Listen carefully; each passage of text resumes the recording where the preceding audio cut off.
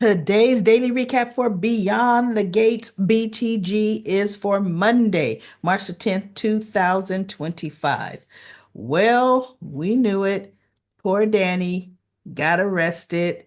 Jacob had to handcuff her, and oh, Naomi was like, "Don't you put those handcuffs on my mother." And he says, "Naomi, I have to. There's definitely a squad outside, and I have to do this by the book. They will be watching. Now, I came in so that your mother could be handled with dignity." She goes, "Dignity? You wouldn't be arresting her." Oh, she was just a little butt, right? But he does his job. He arrests her, takes her to the station. He's booking her. Now, mind you, the whole Dupree family's there looking, right, at her being booked. Danny was turning that booking photo mugshot into a photo shoot. She was turning, flipping her hair. Oh, she was hugging it was hilarious. So hilarious that we know they don't let you do that at police stations. But look, that was his mother-in-law. How much could he do? The best he could do was try to get a straight shot of her face because she was moving and everything else, having fun with that booking. So they take her um, out of the room, and guess who comes walking in? Bill. Oh, he's just, if he was a woman, he'd be sauntering, but he was strolling in. Well, well, I was hoping to see Danny Dupree in her orange jumpsuit, and his daughters were like in shock at the way he's talking about his glee over their mother being arrested. And so Vernon says, "I don't know how you orchestrated this. Nobody at the wedding reception is, giving statements." He goes, "Oh, you may have bought them off, but there were over 1 million other witnesses thanks to that video." And Chelsea's like, "Oh, it's all my fault." And so she's standing by Naomi.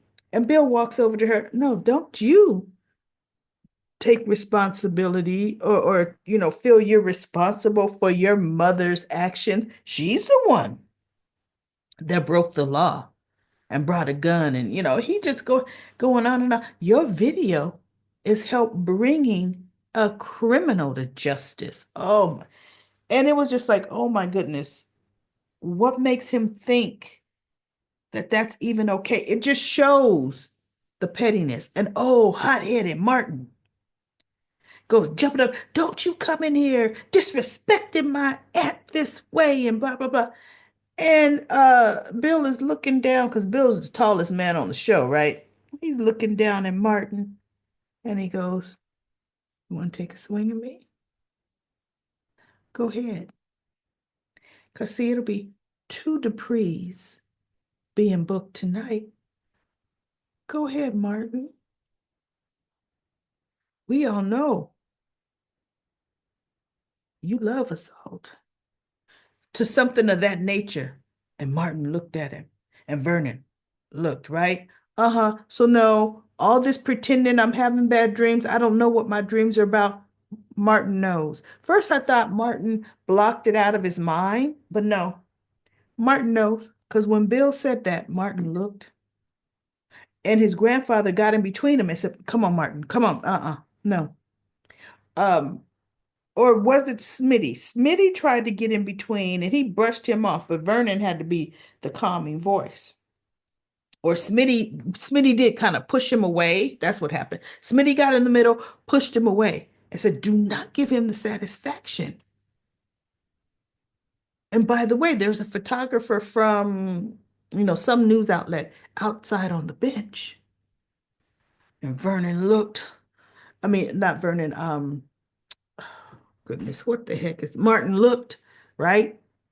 And so he goes, "We all know Bill." And Vernon comes up, "We all know Bill is the one that told the media." So he told Martin, he says, look, you're going to have to keep your temper in control because both of us know who holds the cards in this situation. He said that to his grandson.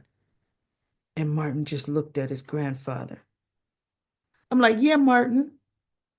See, obviously your actions caused grave bodily harm to somebody, but you still, oh, you ready to just pop off with some violence against a man almost twice your size. But okay, you go for it. But just see, once again, and I'm just can't stand it the way he talks to Smitty. Smitty, my guesstimate, everybody, this is March. They're going to show us by mid-April who Smitty's having an affair with. Mhm. Mid-April. I give it that long because you can tell he's not happy. And who would be happy at all? Who would be happy with somebody like Martin? Martin and Bill, come on now. Martin, Bill. Martin might as well have been Bill's son. He acts just like him. So anyway, guess who comes in? Because she had went to the little bar that Bill had called her earlier, but she was in the little sauna steam. Well, look, Miss Helly came up all puffed up. I mean, that girl, they be making her have boobs bouncing out for days, right? She goes to the bar and she overhears the fireman and the nurse. What the heck are their names? The fireman and the nurse, right? Talking. And she's like, oh, she feels so sorry for the family. Danny got arrested and blah, blah, blah. And she's like, and she hadn't come fully into the bar yet. So she's listening and she's thinking, this is what Haley was thinking. So she's thinking, okay, I know who did this. I know. And they said, and what made it so bad is Jacob is the one that had to arrest her. And they're like, oh no, you know. So she leaves, she doesn't even go fully in the bar after she heard what she heard. Now, who else is in the bar is Eva. Eva's there talking to Andre. Now, mind you, Andre is her cousin. Andre is trying to hit on her because that's how Andre is. But she wasn't, she was being friendly, but not flirty because she knows they're related, right? And she was just saying, no, she, she's Nicole's assistant and she just wanted some insight on the family, you know. So he was, telling her some stuff about, not nothing slanderous or nothing, just how, his aunt, he loves her. She's a good guy. She's a good woman, right? So anyway, he ends up, she goes, look, I know you want to go over to the table and, to speak to your friends, which was the fireman and the nurse. And he goes, yeah, okay, but it's good talking to you, good meeting you, right? And so he goes over there and he goes, delivered any babies today? See, he, there's going to come a point to where the fireman is going to have to step up and say, you know what? I try to be cordial. I try to let it just not pay attention to what you're doing. Stop hitting on my woman. You know she with it. She with me. You know she ain't faking the happiness. But brother, but between me and you, man to man, I know exactly what you're doing. And it's disrespectful to me. And you're actually disrespecting her. She may not know you hitting on her, but I do. So stop. Oh, I would just, instead of being Mr. Nice Guy, oh yeah, okay, hi. And so then he goes, well, look, I'm getting ready to go. He goes, uh, let me know if you need another, you need a partner again, or some crap like that, some BS, right? And so he looks at the fireman and he kind of goes a little fake little fist bump in the fireman. Like, no, no, we're not gonna pretend. I'm gonna make you feel uneasy hitting on my woman. Yeah, I'm gonna make you feel that way. Because I'm not gonna look like I'm gullible, like I'm Elmer Fudd, badee badee. No, no. Mm-mm. you know. So anyway, he leaves and he waves goodbye to Eva and she waves. Well, let's get to the roof, right? The roof, of course, Nicole talks Sherry down, takes her to her office, and Ted is standing at the nurse's desk. Now he's looking down at his phone as they walk by, but he hears Nicole talking as she's walking by. So he looks up and he catches glimpse of what's her name, Dana, aka Dana, but really let's call her Leslie because today she was Sherry, right? Too many names. Uh, so she goes in to Nicole's office, and Nicole's trying to, talk to her. And Nicole goes to shut the door. She goes, "No, could you leave it cracked?" Because she wanted Ted to hear. She says, "Because I don't like being shut in places." So Nicole leaves it cracked, and she's, doing her typical psychologist talk to her and, saying, "Let's explore what put you up there on that roof." And she was saying, "When I looked it up on the internet, it's depression. That's what I have." Now, when did you look that up on the internet? Did you look it up on the internet before you got there on the roof? See, because if you gonna sit here and say you already psychoanalyzed yourself, you ain't doing a good job, chick, because you about to jump, right? So Nicole says, "Well, what circumstances have happened to put you in this state?" "Oh, my husband, he left me." I could have swore she really said my husband died. I really thought that's what she said, right? And she goes, "Oh, the loss of a loved one that Nicole says, yes, that could definitely bring on grief and blah, blah, blah." And then later, Sherry says, "No, he left me. My husband, he had an affair and he left me." And I thought, "He said he died." I mean, I could have sworn, I didn't want to rewind it because it's already late, whatever, right? So she goes, "Yeah, and they live right here." And Ted is hearing all this behind the door. And so they keep on talking. And then Nicole says that she would, see Sherry as a patient for free.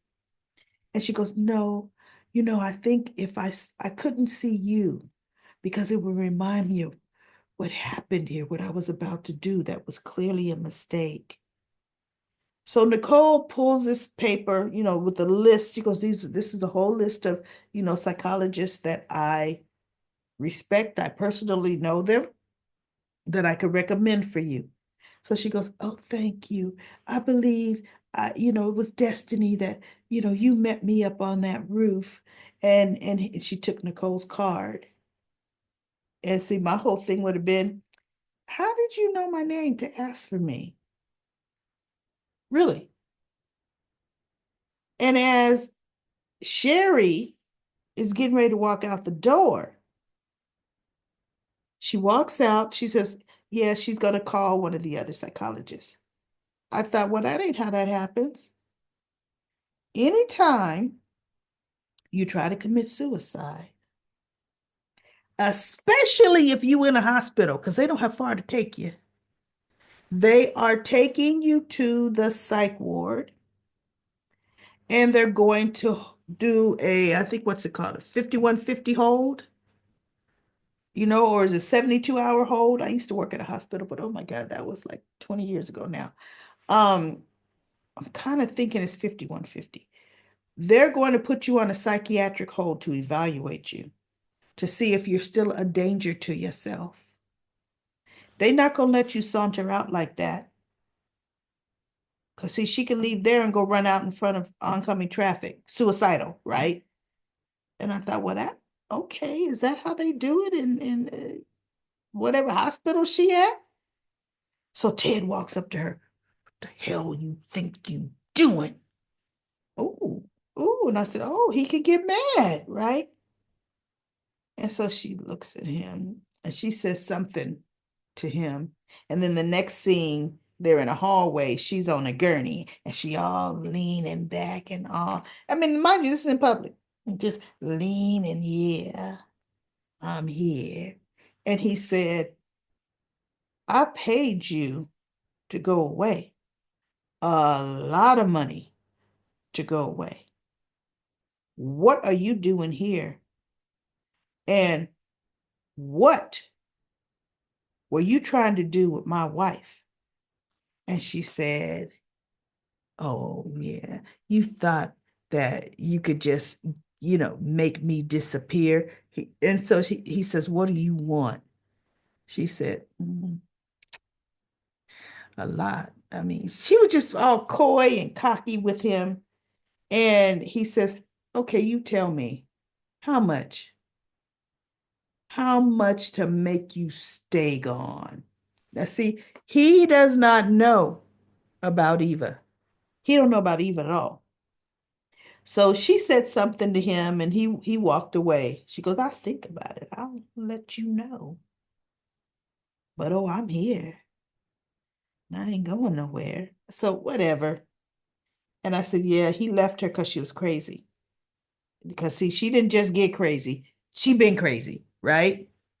So she calls Eva. Eva's still at the bar, saying what happened at the hospital. And Eva's like, what were you still doing at the hospital?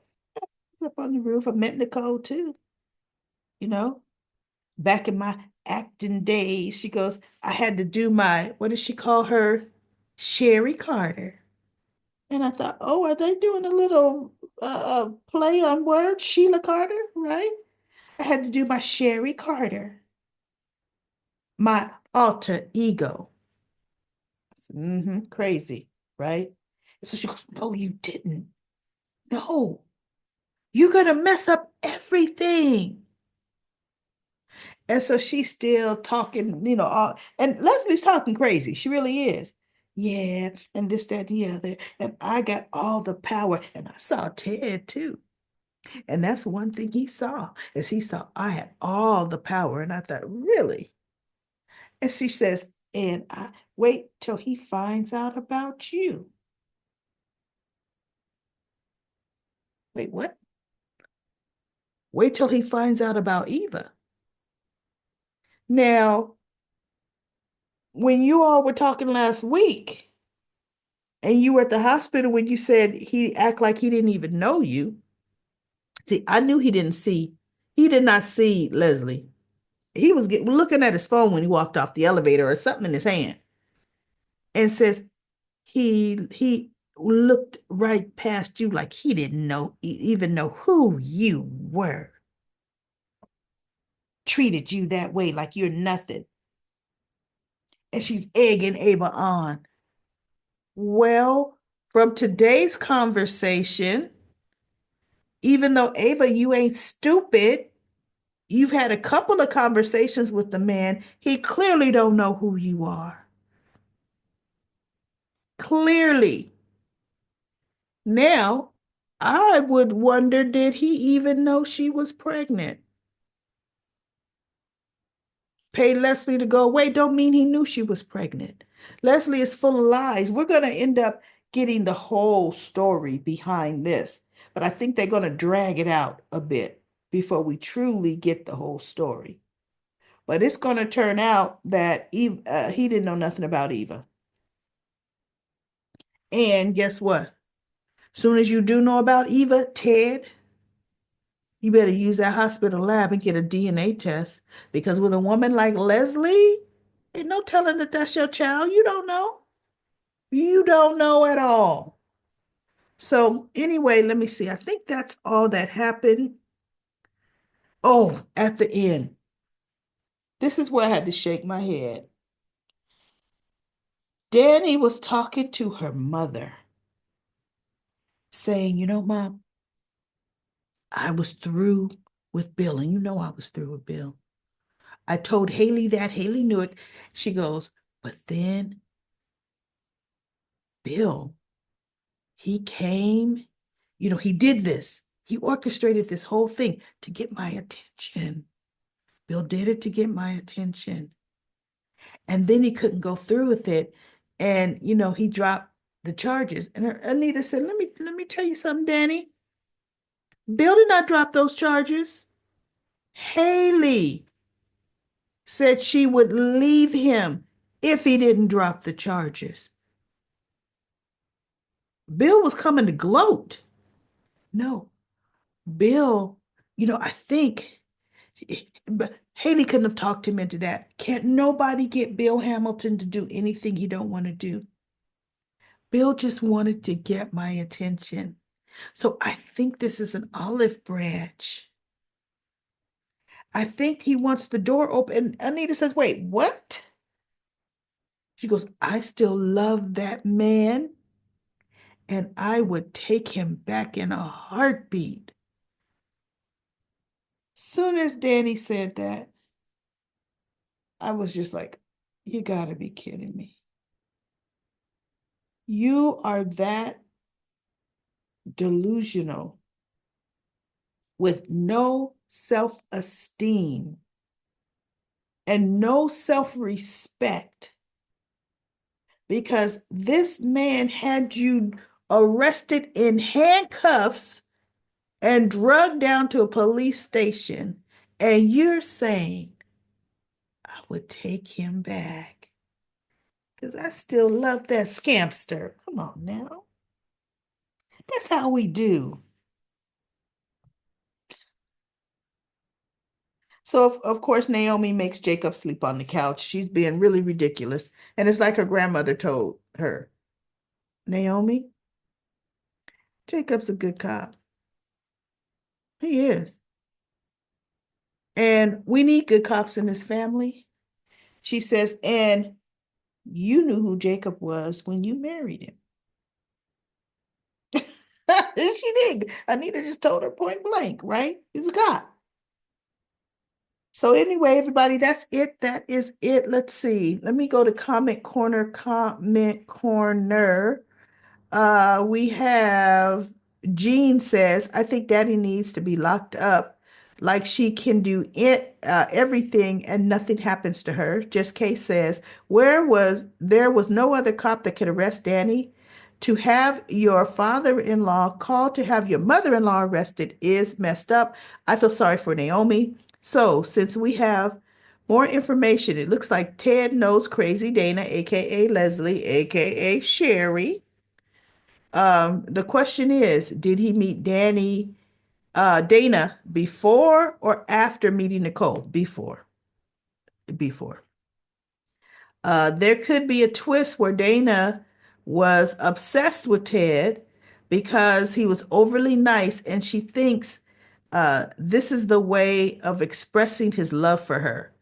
Um, I wouldn't be surprised if she was a stalker, drugging him and got herself pregnant, and then told him he didn't believe it. Dana slash Leslie is cray cray. Yes, she is. Thanks for the recap, daily recap lady. And then Denzel says, I was so happy that Danny got over Bill. You thought, right? And was never going back to him ever again when she told her parents and her daughters she was done with Bill. And then all the Duprees were dancing, including Anita and Vernon. That was a true Black family dance right there. Yep, it really was. So Jacob had to come in and arrest Danny for murder. I was like, yep, it was definitely Bill that set that up to get Danny arrested and payback too. This is definitely going to cost Jacob and Naomi's marriage now, and it's going to fall apart after this in the future. I'm telling you that right now. Great review, Daily Recap Lady. Like always, have a great weekend, and I'll see you next week. Uh, Next week's episode of BTG. DL says, Auntie Anita Dupree has moves, LOL. Yes, she does. Black Purple Turquoise says Bill is disgusting and calling the police on Danny, and she is finally just getting back to being her after all those years of being manipulated, cheated on, and having her youth stolen from her by him. It's already starting with Haley though. Although Haley got some gumption, don't she? Oh, and for one, I for one can't wait to see her get the Danny treatment. It won't be long now since he's already trying to make her quit her job and trying to have her stay at home doing whatever. She's pathetic, he's pathetic. So they deserve each other. But I still will be thoroughly enjoying the end of their farce of a marriage that's soon to come. I bet he'll start sleeping with another woman behind her back shortly. It won't be long. Bill is simply spiteful and vengeful, having Danny arrested for attempted murder at that sick ceremony of his and Haley's. I'm wearing out my eye roll, unamused, nausea and vomiting emojis so much lately with those two. And if you ask me, where they're the Black Drew and Willow, only difference is they belong, they don't have children for now. That's funny. Just Kay says, I'm unsure what the police can do since she technically turned herself in and no one was hurt. Yes, it was premeditated, but she turned herself in and nothing was done. How does turning yourself in and pressing charges work on BTG? We should see how the police do this, hopefully better than the PCPD.